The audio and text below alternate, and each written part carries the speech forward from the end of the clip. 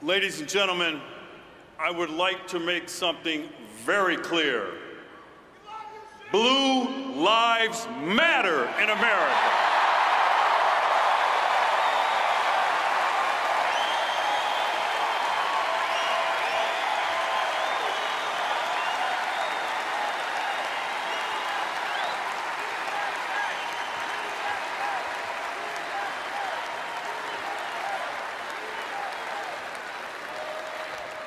I stand before you tonight with a heavy heart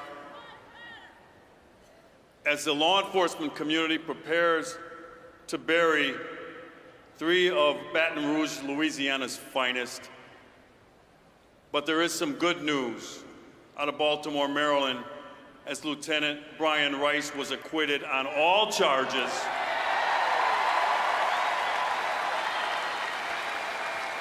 in the malicious prosecution of activist State's Attorney Marilyn Mosby.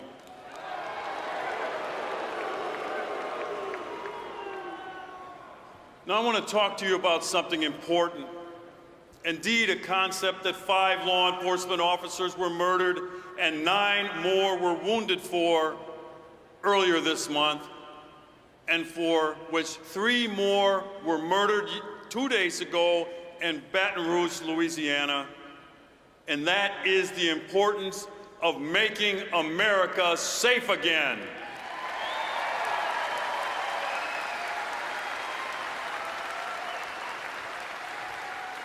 You see, I believe that this noble mission is not just a requirement, but a prerequisite for achieving this campaign's goal of making America great again.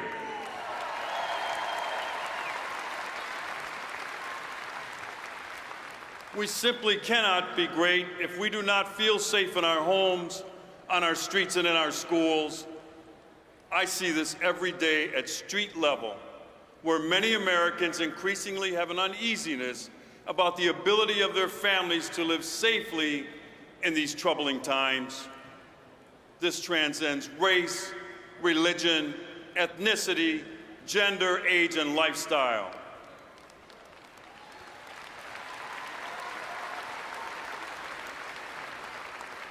And if you don't believe it, a recent Gallup poll confirms it. And more than half of all Americans now worry a great deal about crime and violence, up consistently and dramatically from just a few years ago. And for African Americans, that number is 70%. Sadly, for a growing number of communities, the sense of safety that many of us once took for granted has been shattered. Americans don't always feel safe, no matter if they are working in a big city, living in a suburb, or rural areas all around this great country. I often tell residents of Milwaukee and the city and towns that I visit that safety is a shared endeavor. It starts with the willing acceptance of people to play by society's rules. A code, if you will, where we collectively agree upon that ensures stability, fairness, and respect. It is built on a foundation of trust in each other and in the people who administer and enforce society's rules, which at its foundation is the rule of law.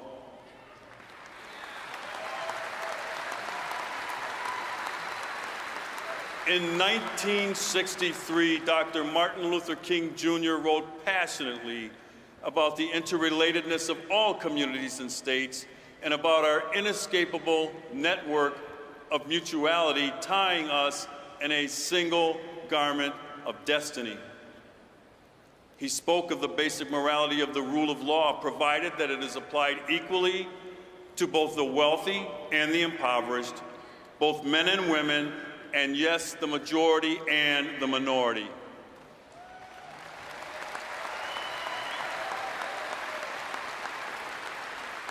What we witnessed in Ferguson, in Baltimore, and Baton Rouge was a collapse of the social order.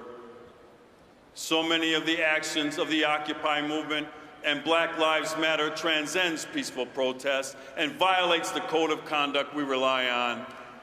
I call it anarchy.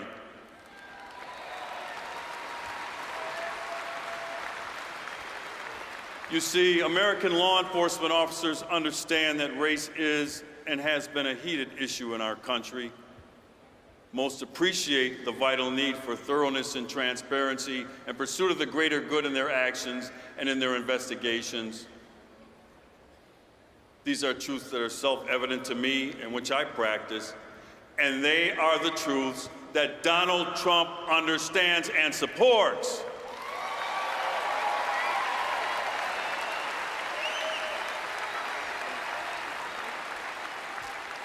Donald Trump is the steadfast leader our nation needs. He has spoken passionately to me of his belief in our American system of justice, and he speaks to the values that are at the foundation of our social contract. Throughout his campaign and over the many years before, he has consistently and constantly raised his voice not only in defense of the character of the American police officer, but the need for all people to feel that they are being treated fairly and respectfully by law enforcement.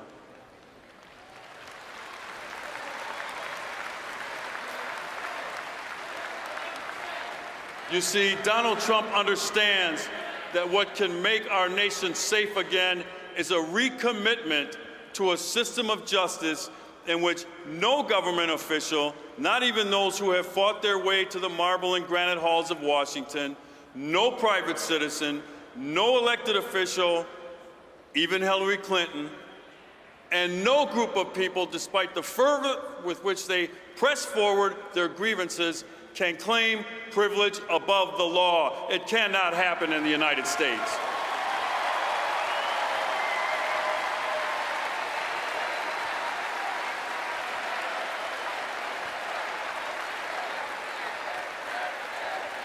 The tradition of the primacy of the rule of law in America is strong. It is in those simple facts and in our acts we will move forward toward making America safe again. God bless you, and may God continue to bless these United States of America.